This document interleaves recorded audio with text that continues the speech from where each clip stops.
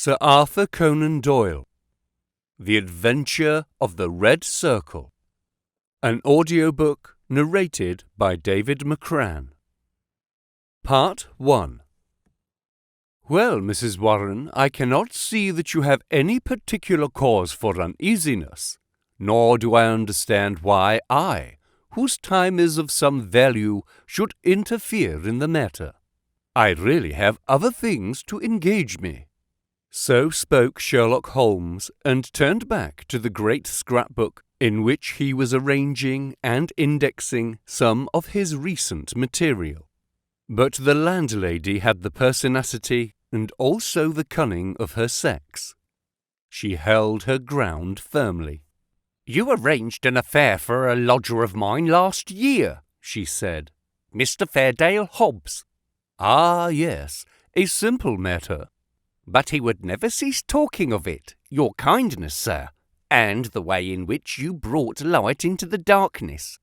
I remembered his words when I was in doubt and darkness myself. I know you could if you only would."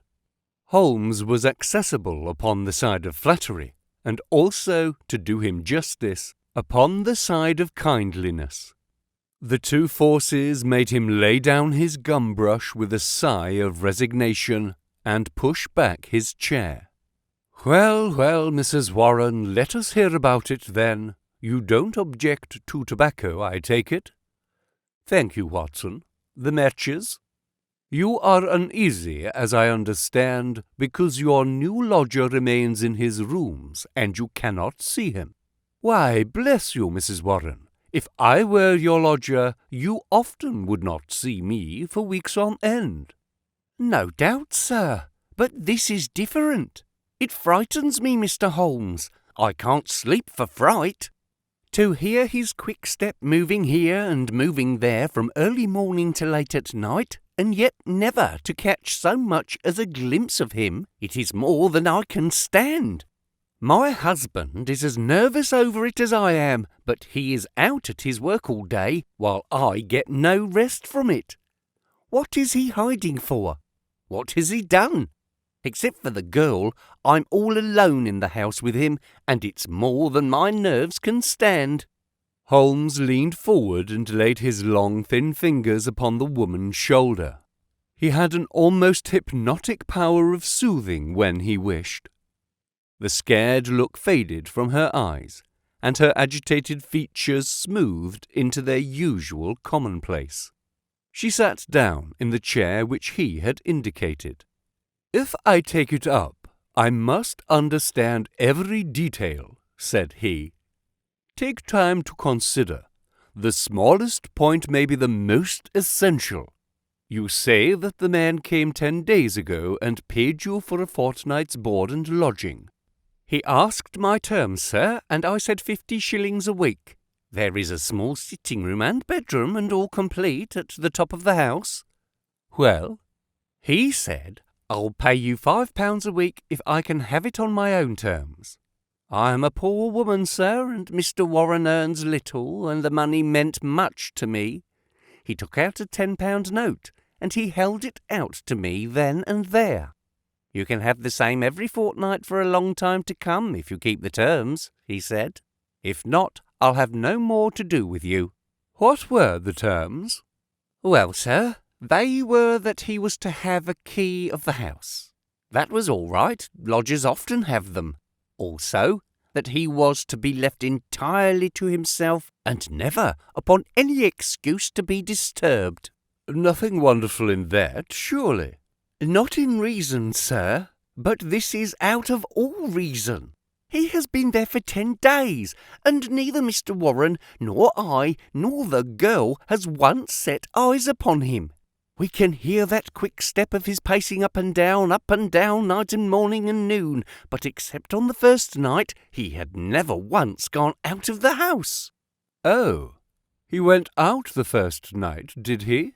"Yes, sir, and returned very late, after we were all in bed. He told me after he had taken the rooms that he would do so, and asked me not to bar the door. I heard him come up the stair after midnight." "But his meals?" It was his particular direction that we should always, when he rang, leave his meal upon a chair outside his door. Then he rings again when he is finished, and we take it down from the same chair. If he wants anything else, he prints it on a slip of paper and leaves it." "Prints it?" "Yes, sir. Prints it in a pencil. Just the word, nothing more.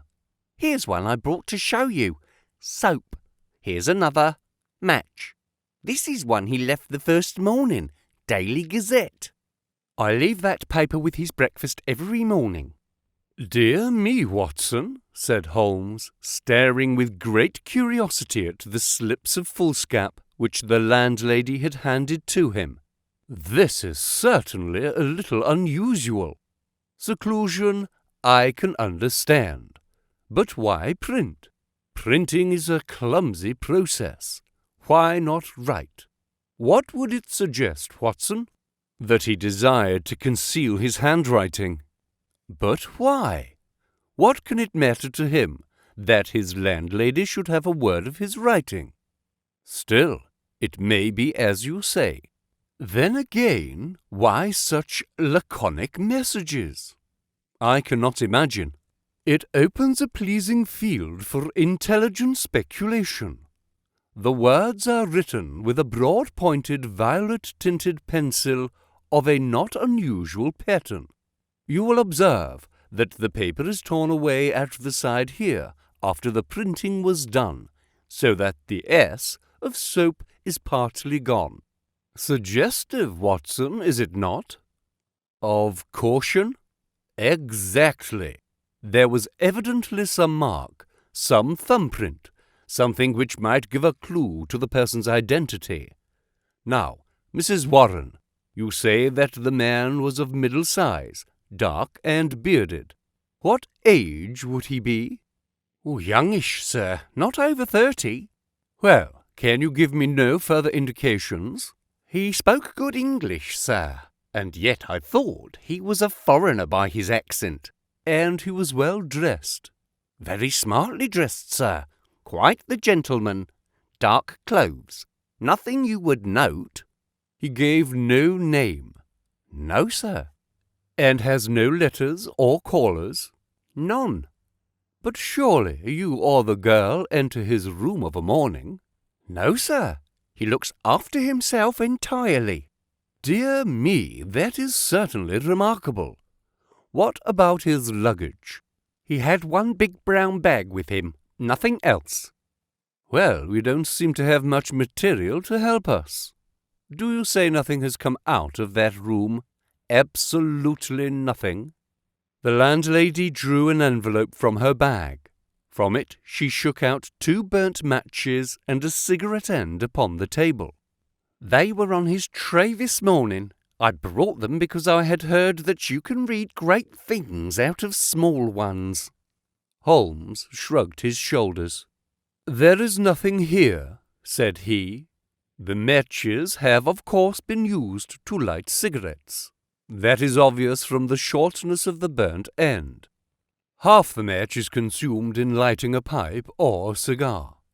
But, dear me, this cigarette stub is certainly remarkable.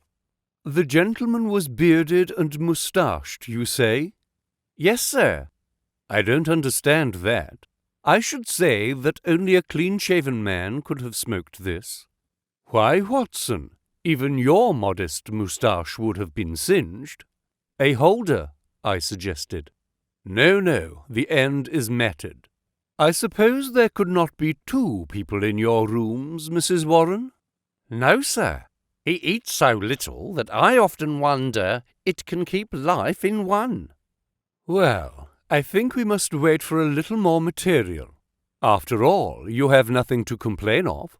You have received your rent, and he is not a troublesome lodger, though he is certainly an unusual one. He pays you well, and if he chooses to lie concealed, it is no direct business of yours. We have no excuse for an intrusion upon his privacy until we have some reason to think that there is a guilty reason for it. I've taken up the matter, and I won't lose sight of it. Report to me if anything fresh occurs and rely upon my assistance if it should be needed." "There are certainly some points of interest in this case, Watson," he remarked when the landlady had left us. "It may, of course, be trivial individual eccentricity, or it may be very much deeper than appears on the surface. The first thing that strikes one is the obvious possibility that the person now in the rooms may be entirely different from the one who engaged them." "Why should you think so?" "Well, apart from this cigarette end, was it not suggestive that the only time the lodger went out was immediately after taking the rooms? He came back, or someone came back, when all witnesses were out of the way. We have no proof that the person who came back was the person who went out. Then again, the man who took the rooms spoke English well. This other, however, prints match when it should have been matches. I can imagine that the word was taken out of a dictionary, which would give the noun but not the plural. The laconic style may be to conceal the absence of knowledge of English. Yes, Watson, there are good reasons to suspect that there has been a substitution of lodgers. But for what possible end? Ah, there lies our problem. There is one rather obvious line of investigation." He took down the great book in which, day by day, he filed the agony columns of the various London journals. "Dear me," said he, turning over the pages, "what a chorus of groans, cries, and bleatings! What a rag-bag of singular happenings! But surely the most valuable hunting ground that ever was given to a student of the unusual. This person is alone and cannot be approached by letter without a breach of that absolute secrecy which is desired. How is any news or any message to reach him from without? Obviously by an advertisement through a newspaper. There seems no other way, and fortunately we need concern ourselves with the one paper only. Here are the Daily Gazette extracts of the last fortnight. Lady with a black boa at Prince's Skating Club. That we may pass. Surely Jimmy will not break his mother's heart. That appears to be irrelevant. If the lady who fainted on Brixton bus, she does not interest me. Every day my heart longs. Bleat, Watson, unmitigated bleat. Ah, this is a little more possible. Listen to this. Be patient. We'll find some sure means of communication. Meanwhile, this column, G. That is 2 days after Mrs. Warren's lodger arrived.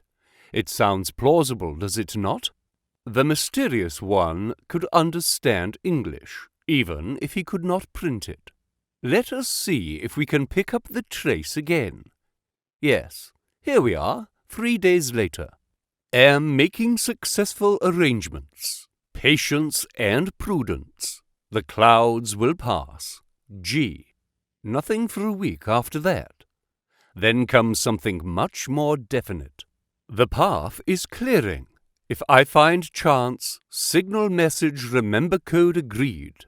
1A, 2B, and so on. You will hear soon. G. That was in yesterday's paper, and there is nothing in today's. It's all very appropriate to Mrs. Warren's lodger. If we wait a little, Watson, I don't doubt that the affair will grow more intelligible. So it proved, for in the morning I found my friend standing on the hearthrug with his back to the fire and a smile of complete satisfaction upon his face. "How's this, Watson?" he cried, picking up the paper from the table. "High red house with white stone facings, 3rd floor, 2nd window left, after dusk, G. That is definite enough. I think after breakfast we must make a little reconnaissance of Mrs. Warren's neighbourhood. Ah, Mrs. Warren, what news do you bring us this morning?"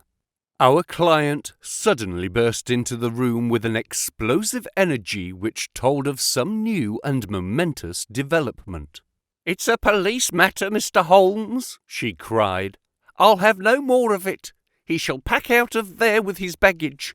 I would have gone straight up and told him so, only I thought it was but fair to you to take your opinion first. But I am at the end of my patience, and when it comes to knocking my old man about—" "Knocking Mr. Warren about?" "Using him roughly anyway." "But who used him roughly?" "Ah, that's what we want to know. It was this morning, sir. Mr. Warren is a timekeeper at Morton and Waylights in Tottenham Court Road. He has to be out of the house before 7. Well, this morning he had not gone 10 paces down the road when 2 men came up behind him, threw a coat over his head and bundled him into the cab that was beside the curb. They drove him an hour and then opened the door and shot him out. He lay in the roadway so shaken in his wits that he never saw what became of the cab. When he picked himself up he found he was on Hampstead Heath. So he took a bus home, and there he lies now on his sofa, while I came straight round to tell you what had happened." "Most interesting," said Holmes. "Did he observe the appearance of these men? Did he hear them talk?" "No, he is clean dazed. He just knows that he was lifted up as if by magic and dropped as if by magic. 2 at least were in it, and maybe 3. "And you connect this attack with your lodger?" "Well, we've lived there 15 years, and no such happenings ever came before. I have had enough of him. Money's not everything. I'll have him out of my house before the day is done." "Wait a bit, Mrs. Warren. Do nothing rash. I begin to think that this affair may be very much more important than appeared at first sight. It is clear now that some danger is threatening your lodger. It is equally clear that his enemies, lying in wait for him near your door, mistook your husband for him in the foggy morning light.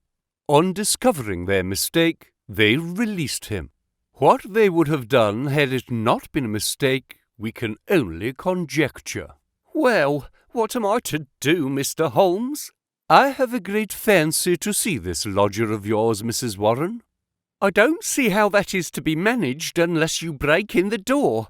I always hear him unlock it as I go down the stair after I leave the tray." "He has to take the tray in. Surely we could conceal ourselves and see him do it." The landlady thought for a moment. "Well, sir, there's a box room opposite. I could arrange a looking-glass, maybe, and if you were behind the door—" "Excellent," said Holmes. "When does he lunch?" "About 1, sir." "Then Dr. Watson and I will come round in time. For the present, Mrs. Warren, good-bye." At 12:30, we found ourselves upon the steps of Mrs. Warren's house, a high, thin yellow brick edifice in Great Orme Street, a narrow thoroughfare at the northeast side of the British Museum. Standing as it does near the corner of the street, it commands a view down Howe Street, with its more pretentious houses. Holmes pointed with a chuckle to one of these, a row of residential flats, which projected so that they could not fail to catch the eye. "See, Watson," said he, "high red house with stone facings. There is the signal station, all right. We know the place, and we know the code, so surely our task should be simple. There is a to let card in that window. It is evidently an empty flat to which the Confederate has access. Well, Mrs. Warren, what now?" "I have it all ready for you, if you will both come up and leave your boots below the landing. I'll put you there now." It was an excellent hiding place which she had arranged. The mirror was so placed that, seated in the dark, we could very plainly see the door opposite. We had hardly settled down in it, and Mrs. Warren left us, when a distinct tinkle announced that our mysterious neighbour had rung. Presently the landlady appeared with a tray, laid it down upon a chair beside the closed door, and then, treading heavily, departed. Crouching together in the angle of the door, we kept our eyes fixed upon the mirror. Suddenly, as the landlady's footsteps died away, there was a creak of a turning key, the handle revolved, and two thin hands darted out and lifted the tray from the chair. An instant later it was hurriedly replaced, and I caught a glimpse of a dark, beautiful, horrified face glaring at the narrow opening of the box room. Then the door crashed to, the key turned once more, and all was silence. Holmes twitched my sleeve, and together we stole down the stair. "I will call again in the evening," said he to the expectant landlady. "I think, Watson, we can discuss this business better in our own quarters." "My surmise, as you saw, proved to be correct," said he, speaking from the depths of his easy-chair. "There has been a substitution of lodgers. What I did not foresee is that we should find a woman, and no ordinary woman, Watson. She saw us. Well, she saw something to alarm her, that is certain. The general sequence of events is pretty clear, is it not? A couple seek refuge in London from a very terrible and instant danger. The measure of that danger is the rigour of their precautions. The man, who has some work which he must do, desires to leave the woman in absolute safety while he does it. It is not an easy problem, but he solved it in an original fashion, and so effectively that her presence was not even known to the landlady who supplies her with food. The printed messages, as is now evident, were to prevent her sex being discovered by her writing. The man cannot come near the woman, or he will guide their enemies to her. Since he cannot communicate with her direct, he has recourse to the agony column of the paper. So far, all is clear. But what is at the root of it? Ah, yes, Watson, severely practical as usual. What is at the root of it all? Mrs. Warren's whimsical problem enlarges somewhat and assumes a more sinister aspect as we proceed. This much we can say, that it is no ordinary love escapade. You saw the woman's face at the sign of danger. We have heard, too, of the attack upon the landlord, which was undoubtedly meant for the lodger. These alarms, and the desperate need for secrecy, argue that the matter is one of life or death. The attack upon Mr. Warren further shows that the enemy, whoever they are themselves not aware of the substitution of the female lodger for the male. It is very curious and complex, Watson. Why should you go further in it? What have you to gain from it? What indeed? It is art for art's sake, Watson. I suppose when you doctored, you found yourself studying cases without thought of a fee. For my education, Holmes. Education never ends, Watson. It is a series of lessons with the greatest for the last. This is an instructive case. There is neither money nor credit in it, and yet one would wish to tidy it up. When the dusk comes, we should find ourselves one stage advanced in our investigation. When we returned to Mrs. Warren's rooms, the gloom of the London winter evening had thickened into one grey curtain, a dead monotone of colour, broken only by the sharp yellow squares of the windows and the blurred halos of the gas lamps. As we peered from the darkened sitting-room of the lodging-house, one more dim light glimmered high up through the obscurity. "Someone is moving in that room," said Holmes in a whisper, his gaunt and eager face thrust forward to the window-pane. "Yes, I can see his shadow.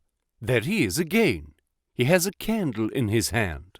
Now he is peering across. He wants to be sure that she is on the lookout. Now he begins to flash. Take the message also, Watson, that we may check each other. A single flash, that is A, surely.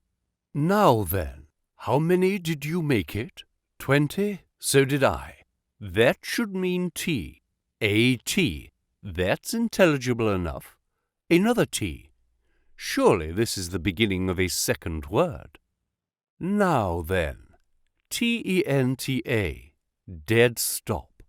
That can't be all, Watson.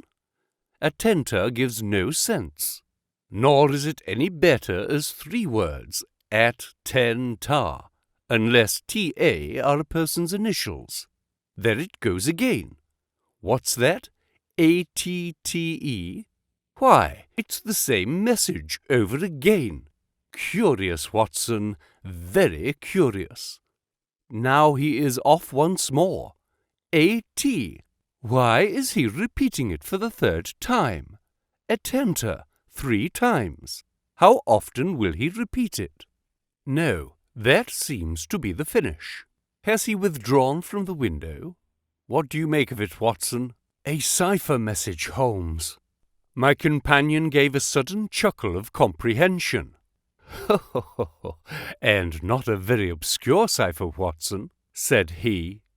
Why, of course, it is Italian. The A means that it is addressed to a woman. Beware, beware, beware. How's that, Watson? I believe you have hit it. Not a doubt of it. It is a very urgent message, thrice repeated to make it more so. But beware of what? Wait a bit. He is coming to the window once more. Again we saw the dim silhouette of a crouching man, and the whisk of the small flame across the window as the signals were renewed. They came more rapidly than before, so rapid that it was hard to follow them. Pericolo? Pericolo, hey? What's that, Watson? Danger, isn't it? Yes, by Jove, it's a danger signal. There he goes again. Halloa, what on earth? The light had suddenly gone out, the glimmering square of window had disappeared, and the 3rd floor formed a dark band round the lofty building, with its tiers of shining casements. The last warning cry had been suddenly cut short. "This is serious, Watson," he cried. "There is some devilry going forward. Why should such a message stop in such a way? I should put Scotland Yard in touch with this business, and yet it is too pressing for us to leave. Shall I go for the police? We must define the situation a little more clearly. It may bear some more innocent interpretation. Come, Watson, let us go across ourselves and see what we can make of it." Part 2. As we walked rapidly down House Street, I glanced back at the building we had left. There, dimly outlined at the top window, I could see the shadow of a head, a woman's head, gazing tensely, rigidly out into the night, waiting with breathless suspense for the renewal of that interrupted message. At the doorway of the House Street flats, a man, muffled in a cravat and greatcoat, was leaning against the railing. He started as the half-light fell upon our faces. "Holmes!" he cried.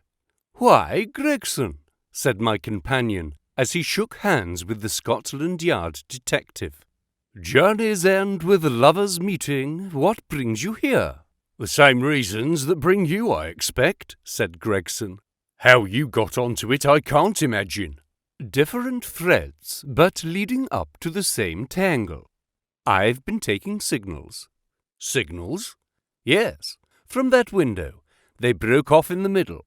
We came over to see the reason. But since it is safe in your hands, I see no object in continuing this business." "Wait a bit," cried Gregson eagerly. "I'll do you this justice, Mr. Holmes, that I was never in a case yet that I didn't feel stronger for having you on my side. There's only the one exit to these flats, so we have him." "Who is he?" "Well, well, we score over you for once, Mr. Holmes. You must give us best this time." He struck his stick sharply upon the ground, on which a cabman, his whip in his hand, sauntered over from a four-wheeler which stood on the far side of the street. "May I introduce you to Mr. Sherlock Holmes?" he said to the cabman. "This is Mr. Leverton of Pinkerton's American Agency." "The hero of the Long Island Cave mystery," said Holmes. "Sir, I am pleased to meet you." The American, A quiet, business-like young man with a clean-shaven hatchet face flushed up at the words of commendation. "I am on the trial of my life now, Mr. Holmes," said he. "If I can get Gorgiano—" "What? Gorgiano of the Red Circle? Oh, he has a European fame, has he? Well, we've learned all about him in America. We know he's at the bottom of 50 murders, and yet we have nothing positive we can take on him. I tracked him over from New York, and I've been close to him for a week in London, waiting some excuse to get my hand on his collar. Mr. Gregson and I ran him to ground in that big tenement house, and there's only one door, so he can't slip us. There's 3 folk come out since he went in, but I'll swear he wasn't one of them." "Mr. Holmes talks of signals," said Gregson. "I expect, as usual, he knows a good deal that we don't." In a few clear words, Holmes explained the situation as it appeared to us. The American struck his hands together with vexation. "He's on to us," he cried. "Why do you think so?" "Well, it figures out that way, does it not? Here he is, sending out messages to an accomplice. There are several of his gang in London. Then suddenly, just as by your own account he was telling them that there was danger, he broke short off. What could it mean except that from the window he had suddenly either caught sight of us in the street or in some way come to understand how close the danger was, and that he must act right away if he was to avoid it? What do you suggest, Mr. Holmes?" "That we go up at once and see for ourselves." "But we have no warrant for his arrest." "He is in unoccupied premises under suspicious circumstances," said Gregson. "That is good enough for the moment. When we have him by the heels, we can see if New York can't help us to keep him. I'll take the responsibility of arresting him now." Our official detectives may blunder in the matter of intelligence, but never in that of courage. Gregson climbed the stair to arrest this desperate murderer with the same absolute quiet and businesslike bearing with which he would have ascended the official staircase of Scotland Yard. The Pinkerton man had tried to push past him, but Gregson had firmly elbowed him back. London dangers were the privilege of the London force. The door of the left-hand flat upon the 3rd landing was standing ajar. Gregson pushed it open. Within all was absolute silence and darkness. I struck a match and lit the detective's lantern. As I did so, and as the flicker steadied into a flame, we all gave a gasp of surprise. On the deal boards of the carpetless floor there was outlined a fresh track of blood. The red steps pointed towards us and led away from an inner room, the door of which was closed. Gregson flung it open and held his light full ablaze in front of him, while we all peered eagerly over his shoulders. In the middle of the floor of the empty room was huddled the figure of an enormous man, his clean-shaven, swarthy face grotesquely horrible in its condition, and his head encircled by a ghastly crimson halo of blood, lying in a broad wet circle upon the white woodwork. His knees were drawn up, his hands thrown out in agony, and from the centre of his broad brown, upturned throat there projected the white haft of a knife-driven blade deep into his body. Giant as he was, the man must have gone down like a pole-axed ox before that terrific blow. Beside his right hand, a most formidable, horn-handled, two-edged dagger lay upon the floor, and near it a black kid glove. "By George, it's Black Gorgiano himself!" cried the American detective. "Someone has got ahead of us this time." "Here is the candle in the window, Mr. Holmes," said Gregson. "Why, whatever are you doing?" Holmes had stepped across, had lit the candle, and was passing it backward and forward across the window panes. Then he peered into the darkness, blew the candle out, and threw it on the floor. "I rather think that will be helpful," said he. He came over and stood in deep thought, while the two professionals were examining the body. "You say that 3 people came out from the flat while you were waiting downstairs," said he at last. Did you observe them closely?" "Yes, I did." "Was there a fellow about 30, black-bearded, dark, of middle size?" "Yes, he was the last to pass me." "That is your man, I fancy. I can give you his description, and we have a very excellent outline of his footmark. That should be enough for you." "Not much, Mr. Holmes, among the millions of London." "Perhaps not.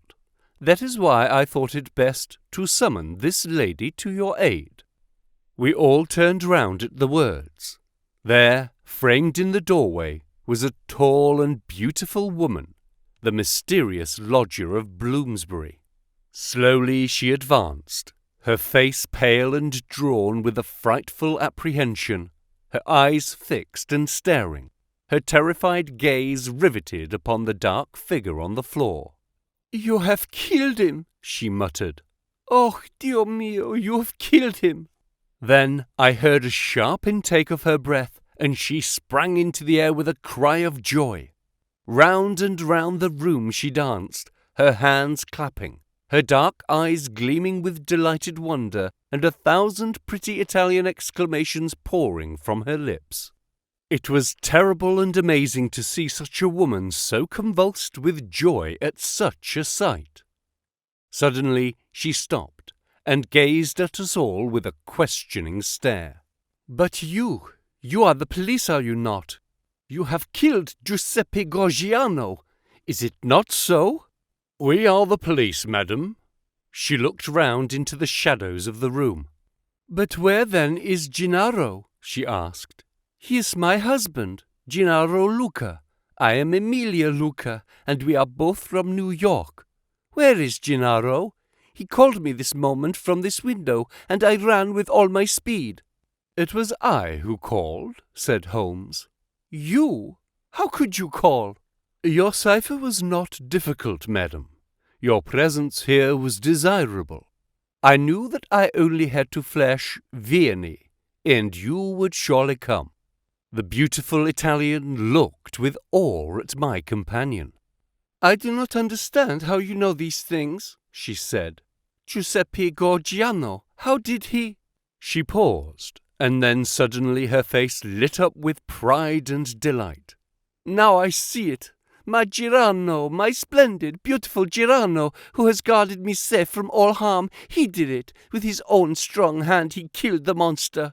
Oh, Girano, how wonderful you are! What woman could ever be worthy of such a man?" "Well, Mrs. Luca," said the prosaic Gregson, laying his hand upon the lady's sleeve with as little sentiment as if she were a Notting Hill hooligan, "I am not very clear yet who you are or what you are, but you've said enough to make it very clear that we shall want you at the Yard." "One moment, Gregson," said Holmes. "I rather fancy that this lady may be as anxious to give us information as we can be to get it. You understand, madam, that your husband will be arrested and tried for the death of the man who lies before us.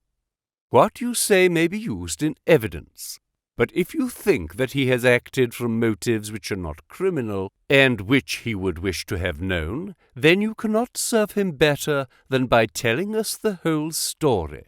"Now that Gorgiano is dead, we fear nothing," said the lady. "He was a devil and a monster, and there can be no judge in the world who would punish my husband for having killed him." "In that case," said Holmes, "my suggestion is that we lock this door, leave things as we found them, go with this lady to her room, and form our opinion after we have heard what it is that she has to say to us." Half an hour later, we were seated, all four, in the small sitting-room of Signora Luca, listening to her remarkable narrative of those sinister events, the ending of which we had chanced to witness. She spoke in rapid and fluent, but very unconventional English, which, for the sake of clearness, I will make grammatical. "I was born in Posilliponia, Naples," said she, "and was the daughter of Augusto Barelli, who was the chief lawyer and once the deputy of that part. Gennaro was in my father's employment, and I came to love him as any woman must. He had neither money nor position, nothing but his beauty and strength and energy, so my father forbade the match. We fled together, were married at Bari, and sold my jewels to gain the money which would take us to America. This was 4 years ago, and we have been in New York ever since. Fortune was very good to us at first. Gennaro was able to do a service to an Italian gentleman. He saved him from some ruffians in the place called the Bowery, and so made a powerful friend. His name was Tito Castellotti, and he was the senior partner of the great firm of Castellotti and Zamba, who are the chief fruit importers of New York. Signor Zamba is an invalid, and our new friend Castellotti has all power within the firm, which employs more than 300 men. He took my husband into his employment, made him head of a department, and showed his goodwill towards him in every way. Signor Castellotti was a bachelor, and I believe that he felt as if Gennaro was his son, and both my husband and I loved him as if he were our father. We had taken and furnished a little house in Brooklyn, and our whole future seemed assured when that black cloud appeared, which was soon to overspread our sky. One night, when Gennaro returned from his work, he brought a fellow countryman back with him. His name was Gorgiano, and he had come also from Posillipo. He was a huge man, as you can testify, for you have looked upon his corpse. Not only was his body that of a giant, but everything about him was grotesque, gigantic, and terrifying. His voice was like thunder in our little house. There was scarce room for the whirl of his great arms as he talked. His thoughts, his emotions, his passions were all exaggerated and monstrous. He talked, or rather roared, with such energy that others could but sit and listen, cowed with the mighty stream of words. His eyes blazed at you and held you at his mercy. He was a terrible and wonderful man. I thank God that he is dead. He came again and again, yet I was aware that Gennaro was no more happy than I was in his presence. My poor husband would sit pale and listless, listening to the endless raving upon politics and upon social questions which made up our visitor's conversation. Gennaro said nothing, but I, whom knew him so well, could read in his face some emotion which I had never seen there before.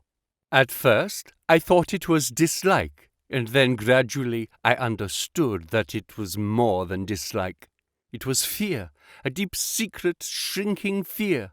That night, the night that I read his terror, I put my arms around him, and I implored him by his love for me, and by all that he held dear, to hold nothing from me, and to tell me why this huge man overshadowed him so.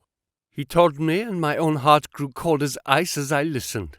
My poor Gennaro, in his wild and fiery days, when all the world seemed against him, and his mind was driven half mad by the injustices of life, had joined a Neapolitan society, the Red Circle, which was allied to the old Carbonari.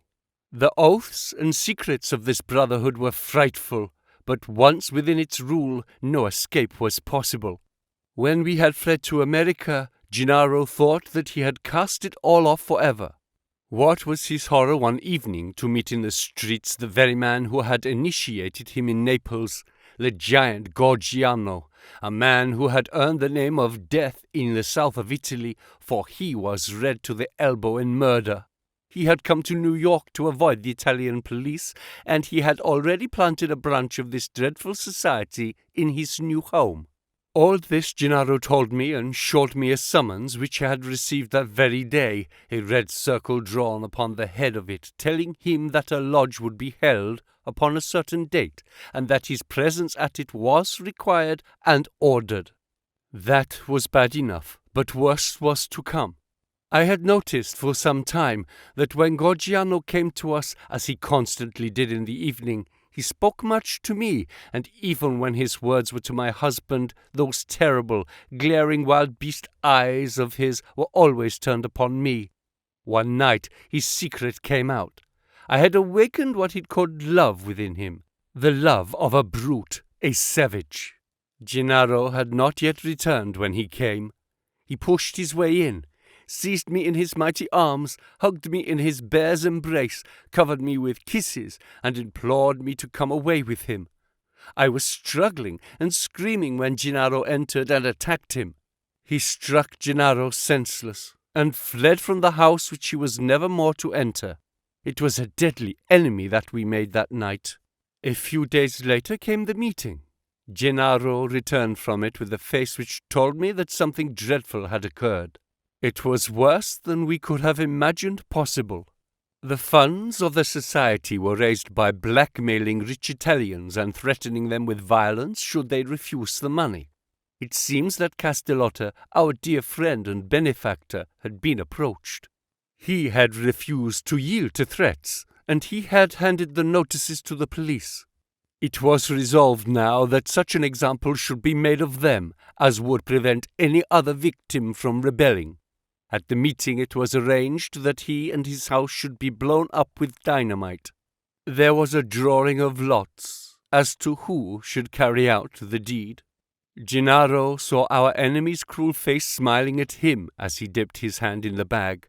No doubt it had been prearranged in some fashion, for it was the fatal disc with the red circle upon it, the mandate for murder, which lay upon his palm. He was to kill his best friend, or he was to expose himself and me to the vengeance of his comrades. It was part of their fiendish system to punish those whom they feared or hated by injuring not only their own persons, but those whom they loved. And it was the knowledge of this which hung as a terror over my poor Gennaro's head, and drove him nearly crazy with apprehension. All that night we sat together, our arms round each other, each strengthening each for the troubles that lay before us. The very next evening had been fixed for the attempt. By midday my husband and I were on our way to London, but not before he had given our benefactor full warning of this danger, and had also left such information for the police as would safeguard his life for the future. The rest, gentlemen, you know for yourselves. We were sure that our enemies would be behind us like our own shadows. Gorgiano had his private reasons for vengeance, but in any case we knew how ruthless, cunning, and untiring he could be. Both Italy and America are full of stories of his dreadful powers. If ever they were exerted, it would be now. My darling made use of the few clear days which our start had given us in arranging for a refuge for me in such a fashion that no possible danger could reach me. For his own part, he wished to be free, that he might communicate both with the American and with the Italian police. I do not myself know where he lived, or how. All that I learned was through the columns of a newspaper. But once, as I looked through my window, I saw 2 Italians watching the house, and I understood that in some way Gorgiano had found our retreat.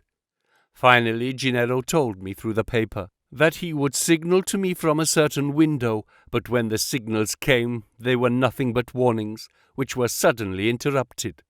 It is very clear to me now that he knew Gorgiano to be close upon him, and that, thank God, he was ready for him when he came.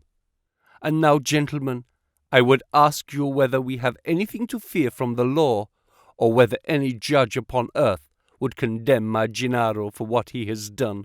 "Well, Mr. Gregson," said the American, looking across at the official, "I don't know what your British point of view may be, but I guess that in New York this lady's husband will receive a pretty general vote of thanks." "She will have to come with me and see the chief," Gregson answered.